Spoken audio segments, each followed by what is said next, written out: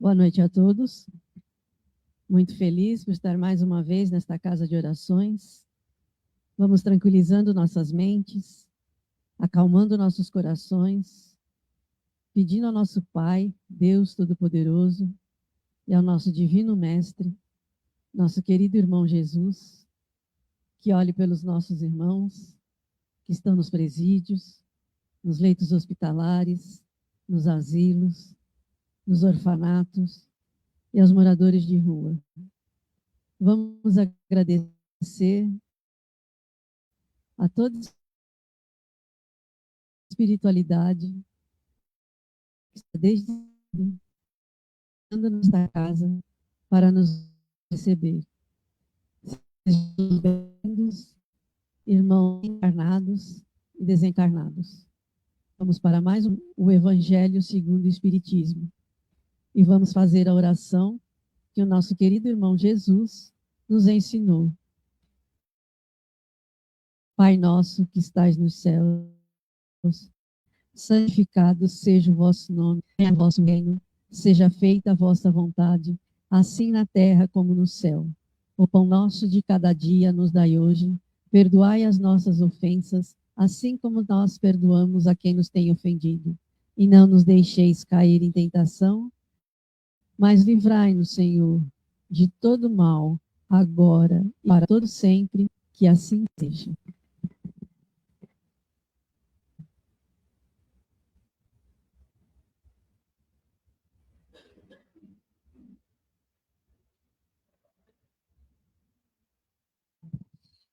Acho que eu preferi o braço. Eu acho que eu preferi o braço. Ficar segurando aqui, ó. Né? Boa noite, gente. Boa noite, gente. É ótimo também, né? Olha o que faz a gente ficar longe da casa, né? Boa noite, queridos irmãos encarnados e desencarnados. A gente fica um pouco afastado, mas a gente fica com uma saudade que vocês não fazem ideia, né? Tivemos esses dias um pouco, né, afastado. E hoje nós estamos aqui para continuar o estudo do Evangelho segundo o Espiritismo, que nós estamos no capítulo 9, e o capítulo 9 que nos traz já bem-aventurados que são brandos e pacíficos. E nós, dando sequência, hoje nós vamos falar da obediência e resignação.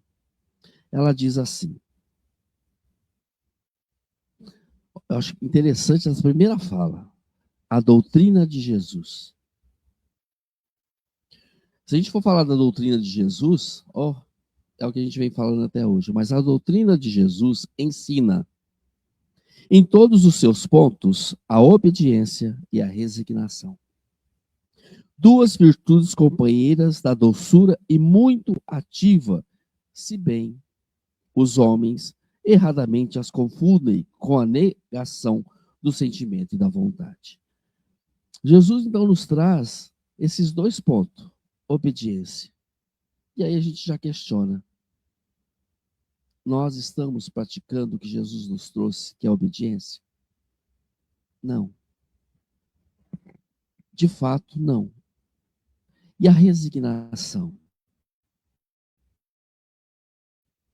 Nós também estamos praticando a resignação? Também não. Por quê? Nós ainda, como foi falado, estamos num caminho de processo evolutivo, que no grau que nós nos encontramos, nós já estamos no ponto de entendimento das coisas que foram nos deixadas. Nós chegamos até aqui. Se nós estamos até aqui, nós somos capazes de começar a entender o que Jesus trouxe. Primeiro ponto, obediência. Jesus foi o que mais praticou. Jesus abriu mão de muitas coisas. Muitas coisas que ele poderia não ter aceitado, mas aceitou por obediência ao Pai. Pai, afasta de mim esse cálice. Pai, se for da sua vontade, eu aceito. Olha. E quando nós temos a dor, quando nós temos o sofrimento, quando nós temos toda angústia, nós não aguentamos. E nós não sabemos o que vem na nossa frente, o que vai acontecer. Jesus sabia. Jesus sabia de todo o processo. E foi obediente dentro daquilo que o Pai pediu para que nós possamos chegar até hoje. E ele obedeceu todos os seus pontos. E nós estamos obedecendo a Jesus dentro dos seus ensinamentos. Porque nós precisamos compreender que não somos mais aqueles que têm que vir para esse planeta e aqui passar por ele só para querer evoluir. Nós já temos que evoluir. E um dos pontos, quem disse que crescer não dói? Quem falou isso? E dentro desse crescer não dói, o prego virou para o martelo e falou assim: martelo, você não cansa de me bater? Você não tem dó de ficar me batendo? Tenho. Mas você já percebeu? Se eu não te bater, você não faz o que você tem que fazer? Se eu não te bater, você não vai aprender, você não vai evoluir dentro daquilo que querem de você?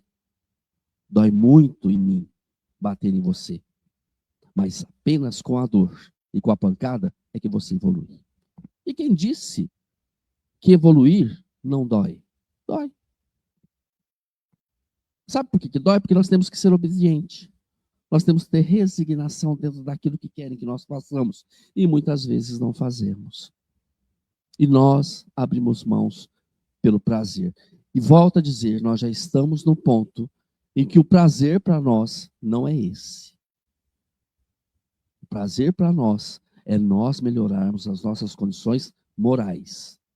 É nós termos condições de entender o próximo, que ainda é atrasado. E dentro disso, a obediência é o consentimento da razão. Você obedece porque quem está te falando está com razão. Por isso que você obedece. Está sendo Jesus e ele está com a razão. Mas quantas coisas a gente já obedecemos? Não abandonai os seus pais. Só que tem muita gente que não entende isso ainda. Não roubai. Muita gente ainda não entende isso. E isso é da época ainda de Moisés, que Jesus reforça na sua vinda aqui. Isso é errado. O que é de César, que dê a César. E muitas vezes nós não obedecemos o que é certo. O que é dentro da razão. E isso nós precisamos começar a entender um fato. Nós já temos inteligência suficiente para saber o que é certo e o que é errado. Nós já somos capazes de sabermos o que devemos obedecer ou não. Gente, são uns absurdos que hoje, eu li isso hoje. Olha o absurdo. E ainda tem gente que crê. Eu sou pastor de uma igreja e preciso, para curar minha úlcera, tomar os leites dos varão. Você viu? Oh, gente, isso é uma época de que a pessoa não quer pensar. Eu faço? Ele está com a razão? Não. Então não vou te obedecer. Você está errado. É isso que nós temos que entender. Você é surdo. Você precisa, para que a sua vida financeira não acabe, não te roubem, você não perca tudo, você tem que dar para a igreja. Isso é razão? Então nós temos condições de saber o que é certo e o que é errado. Nós temos condições de observar e ver o que é certo e o que é errado. Eu tenho que ser uma pessoa que tenha que ter totalmente uma resignação dentro daquilo que me falam? Não, aceito, acabou, tudo certo. Não! Nós já temos lógica de pensamento. E o outro fator. Tudo está aí para quem quiser. Quem tem dúvida tem onde buscar. Está na mão. Se você quiser, está aqui. Olha aonde nós chegamos. Ao ponto da nossa inteligência. Nós temos o mundo na nossa mão. Por que eu ainda faço coisas que não são para ser feitas? Por que eu ainda não tenho obediência dentro daquilo que o nosso irmão Jesus nos trouxe? E por que eu ainda não abro mão de muitas coisas, como, por exemplo, o orgulho na minha resignação? Por que eu ainda sou orgulhoso e não aceito? A obediência é o consentimento da razão. A resignação é o consentimento do coração. Forças ativas, ambas, porquanto carregam o fardo das provações que a revolta insensata deixa cair. Gente, ambas vão por água abaixo se nós agirmos de forma ainda atrasada. Volto a dizer, todos nós estamos num patamar de entendimento. Nós chegamos até aqui. Todos nós temos capacidade de poder compreender e entender. Só cai quem quer. E não venha falar que eu fui enganado, que eu fui iludido, que as pessoas me... Não existe mais isso. Eu só faço porque eu quero. Porque às vezes é cômodo. Porque às vezes me facilita. Porque eu disse, crescer dói. Você deixar o seu orgulho de lado, dói. Você perdoar, dói. Você deixar alguém partir que você ama, dói. Porque nós ainda não entendemos que a vida é uma sequência na qual nos leva ao Pai. E para chegar ao Pai, nós precisamos abrir mão de muitas coisas e nós precisamos seguir aquilo que foi nos dado. O covarde não pode ser resignado. Do mesmo modo que o orgulhoso e o egoísta não pode ser obediente. Jesus foi a encarnação dessas virtudes que a antiguidade material desprezava. E era verdade. A época que Jesus viveu era o poder que dominava. Quem tinha mais mandava. E eu tinha mais, eu poderia tirar do outro mais ainda. Ninguém abaixava o cabresto, a cabeça para o outro. Eu sempre queria ter mais e sofria com isso. Quem tinha menos. E hoje nós entendemos e enxergamos que não é assim que funciona. Hoje nós chegamos a um ponto que nós temos nossos direitos e principalmente os nossos deveres. Isso cabendo àquele que tem e àquele que não tem. Porque hoje nós somos vistos como todos iguais. Direito iguais a todos. Óbvio, não vamos entrar nesse departamento, porque a gente sabe, mas a lei é essa.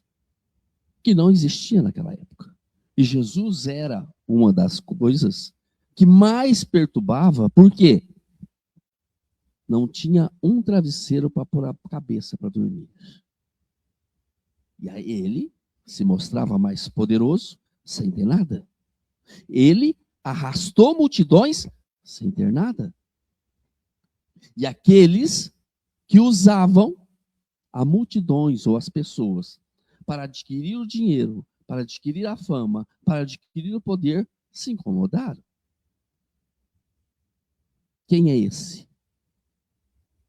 Que vem, está tendo multidões, sem dar nada, a não ser material, E nós estamos perdendo. E nós que temos, não podemos perder esse poder.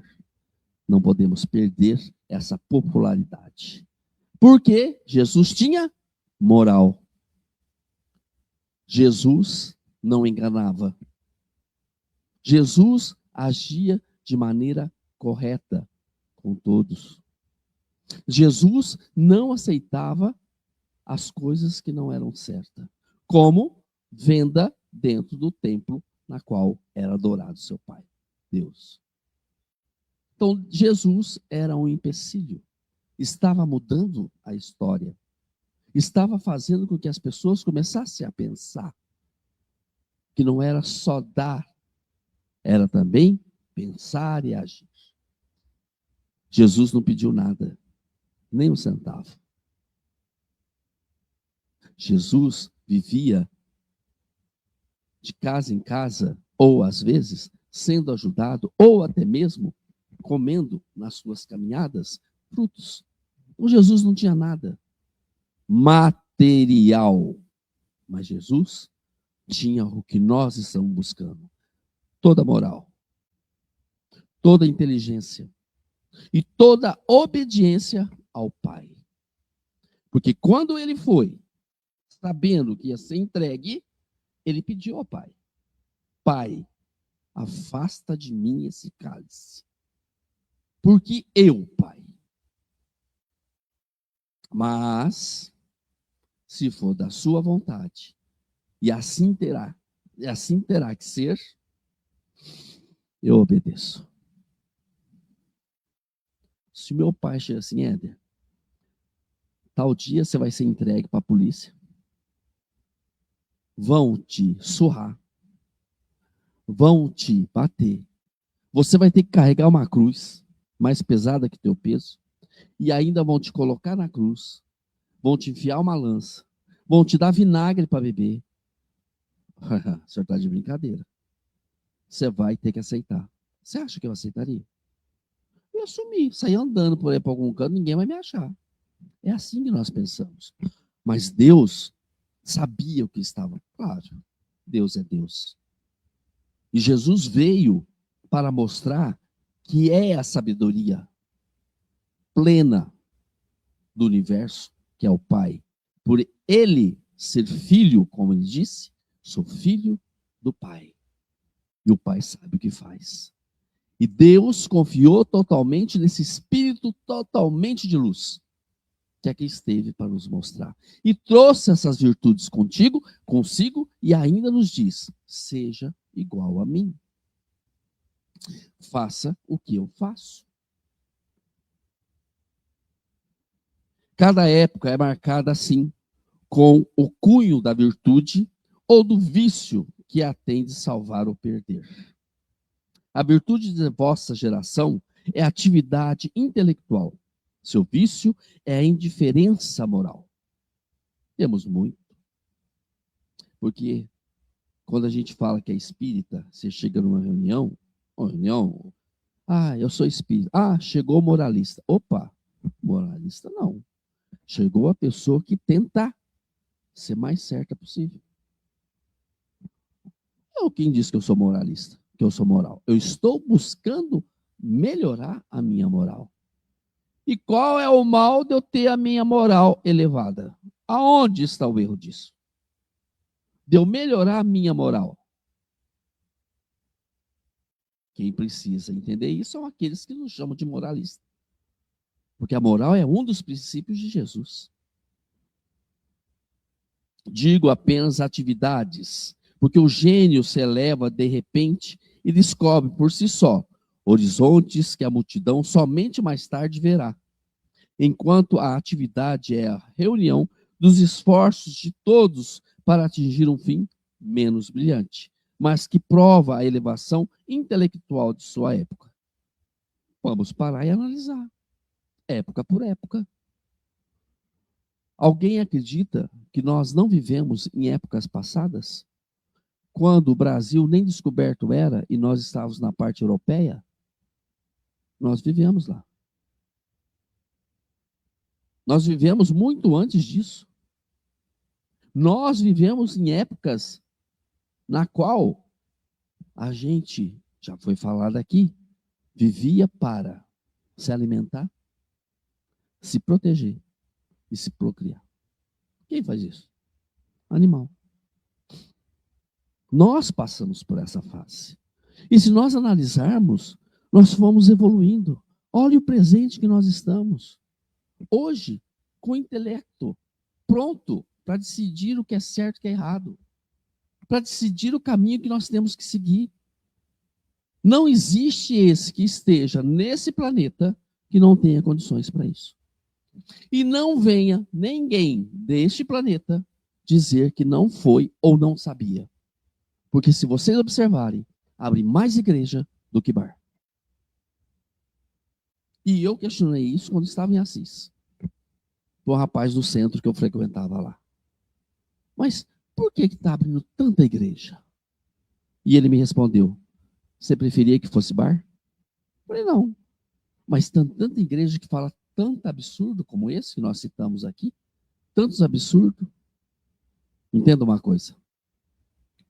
Elas podem falar absurdo, mas também falam coisas que são certas. E ali se fala de Deus. Antes uma igreja do que um boteco. E se eu achar que aquela igreja está falando absurdo, é só eu ir atrás e ver o que é certo e o que é errado. O que me cabe e o que não cabe. Então, todos nós temos condições para isso. Se eu sigo o caminho errado, é porque eu quero. Se eu estou no caminho errado, que eu não tenho a obediência da coisa certa, é porque eu estou na zona de conforto. Porque eu estou dizendo que oro, que eu rezo, que eu tenho fé, mas não as pratico. Não busco saber o que é certo e o que é errado. Que essa doutrina aqui coloca todos à vontade para discutir, para buscar, para entender, para debater tudo aquilo que não concorda. Faça isso em outra.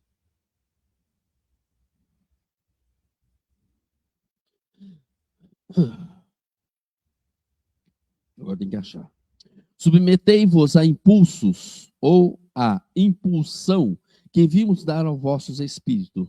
E isso foi verdade. Nós tivemos a impulsão muito grande e estamos tendo. Obedecei à grande lei do progresso, que é a palavra de vossa geração. Olha aqui. Ai do espírito preguiçoso. Ai daquele que cerra os seus entendimentos. Ai dele. Porquanto nós, que somos os guias da humanidade em marcha, lhe aplicaremos o chicote látego, aquele que bate, chicote de bater, e lhe submeteremos à vontade rebelde por meio da duplação do freio e da espora. Ó, e é verdade. Quanto mais você nega, quanto mais você deixa de praticar, quanto menos você trabalha, como ele diz aqui, quanto mais você se torna preguiçoso, mais difícil será a sua situação. Eles estão dizendo aqui que a coisa vai apertar.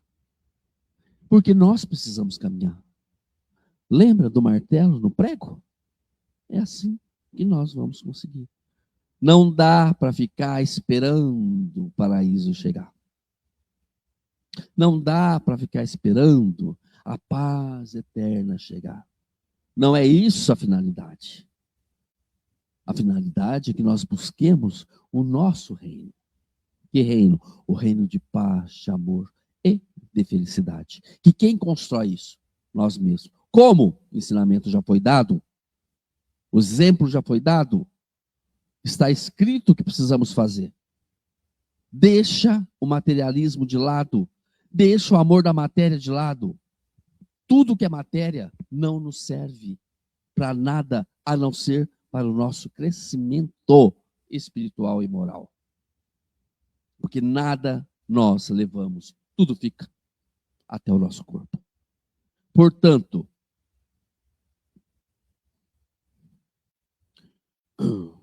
toda resistência orgulhosa terá de, cedo ou tarde, ser vencida. Bem-aventurados, no entanto, os que são brandos, pois prestarão dócil ouvidos aos ensinos. Lázaro, Paris, 1863. Então, Lázaro vem nos trazer essa instrução. E nós precisamos pensar e analisar em relação a isso, dentro da obediência e da resignação. Será que eu tenho que começar a deixar os prazeres da carne de lado? Será que eu preciso começar a deixar e entender que o prazer maior não é aqui? E aí Jesus cansou de falar isso. Cansou. Judas, coitado de Judas. Judas achava que Jesus ia pôr a arma na mão de todo mundo, ia assumir tudo, ia ser o rei, ia acabar com todos os romanos, ia dominar, e era o novo reino. Não vinha aqui, não veio aqui para isso. Ele veio nos trazer como fazemos para buscar o verdadeiro reino. Nós temos exemplos. E eu posso dizer que, se nós analisarmos o que eu era, o que eu fui, o que eu sou, é só analisar. Nós mudamos muito. Nessa existência. Lembra quando você era criança, adolescente, adulto, e agora nós que estamos entrando na idade melhor? Como nós mudamos? Agora eu faço uma questão. Mudamos para melhor ou para pior? Como é que anda meu orgulho? Como é que anda os meus sentimentos em relação ao outro? Como é que andam os meus pensamentos em relação ao outro? Isso eu tenho que me questionar. Será que Jesus nunca falou para alguém: Jesus, preciso falar com você agora? Não tenho tempo. Não. Jesus sempre estava pronto, seja a hora que for, para quem fosse. E Jesus é o nosso símbolo, é o nosso exemplo, é o nosso caminho. Humildade. Não existe orgulho. Porque muitas vezes aqui ser humilde e não ter orgulho não serve. Deixa isso para lá. Eu não quero viver para aqui. Eu quero viver para lá. E o que manda lá é a minha humildade, é o meu caráter, é a minha moral. E não é o meu orgulho. Que assim seja. Que assim seja. Aos nossos irmãos de casa. Marcelo, muito obrigado. Como é que chama? Helena? Dalgisa? Dona Luísa, a Dona Helena, muito obrigado pelo carinho. A Rosângela Dantas, melhoras para a tia que estava doente, Tiago? Tia Tereza estava doente, melhoras para ela. Nossa irmã Luciana Nogueira, muito obrigado pelo carinho, Luciana. Muito obrigado por estar conosco. Cris, estamos com saudade de você, viu? Um forte abraço da mamãe também. Cris Carvalho. Cíntia As Neves, muito obrigado por sempre estar com a gente. Mais alguém aí, Tiago? Marta Adão, muito obrigado sempre pelo carinho. A Cris, não. A Marilise, muito obrigado pelo carinho. A todos vocês que nos acompanham, que nos incentivam, né, aos estudos. Vocês que vão assistir o estudo mais tarde. Está travado aqui, tá? O estudo mais tarde. E vão entrar na live. Muito obrigado por tudo, tá bom? Pelo carinho de vocês. Alguma dúvida? Algum desentendimento? Alguma queixa? Alguma nada? Como diz os meus alunos, posso dormir em paz? Então, posso encerrar? Alguém quer fazer o encerramento?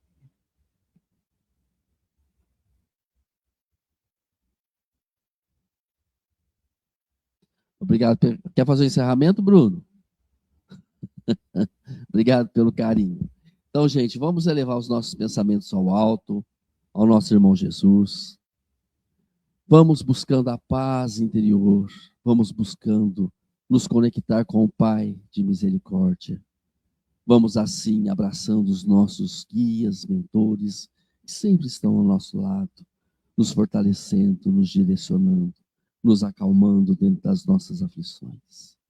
Vamos nos entregando de coração ao Pai, para que possamos assim receber a sua bênção, Senhor, para que possamos receber toda força que possa nos dar para continuarmos firmes em nossa caminhada. Mas não é só por nós que pedimos, Pai. Pedimos por esse planeta, pedimos para os governantes que possam ter o bom senso, Senhor, de olhar para aqueles que sofrem com as guerras, aqueles que sofrem, Senhor, sem o alimento para a sua família como para si próprio. Nós também pedimos, Pai, para que nos dê força para passarmos por tudo que está acontecendo, para que possamos compreender tudo que se passa, e isso para um mundo melhor. E assim, Senhor, conectados a Ti, com a mente voltada a Ti, nós fazemos a nossa prece de encerramento do estudo desta noite. Deus, nosso Pai, que tens poder e bondade, dai força àquele que passa pela aprovação, dai luz a quem procura a verdade. Ponde no coração do homem a compaixão e a caridade, Deus. Dai ao viajor estela guia, à aflita consolação, ao doente o repouso, Pai. Dai ao culpado o arrependimento, ao espírito a verdade, à criança o guia, ao órfão o Pai, Senhor. Que a vossa bondade se estenda sobre tudo o que criastes. Piedade, Senhor, para aqueles que não o conhecem, esperança para aqueles que sofrem. Que a vossa bondade permita aos espíritos consoladores derramarem por toda parte a paz, a esperança e a fé. Deus, um raio, uma faísca do vosso amor pode abradar a terra. Deixar-nos beber na fonte dessa bondade fecunda e infinita, todas as dores acalmar-se-ão, todas as lágrimas secarão. Um só coração, um só pensamento, subirá até vós como um grito de reconhecimento e de amor. Como Moisés sobre a montanha, nós esperamos com os braços abertos. Ó poder, ó bondade, ó beleza, ó perfeição, e queremos de alguma sorte implorar a vossa misericórdia. Deus, dai-nos força de ajudar o progresso a fim de subirmos até vós. Dai-nos a caridade pura, dai-nos a fé e a razão, dai-nos a simplicidade, que fará de nossa alma o espelho onde deve refletir a vossa digníssima imagem. Que assim seja. Que assim seja. Um ótimo final de semana a todos e até segunda-feira com o estudo do Céu e Inferno. Que assim seja.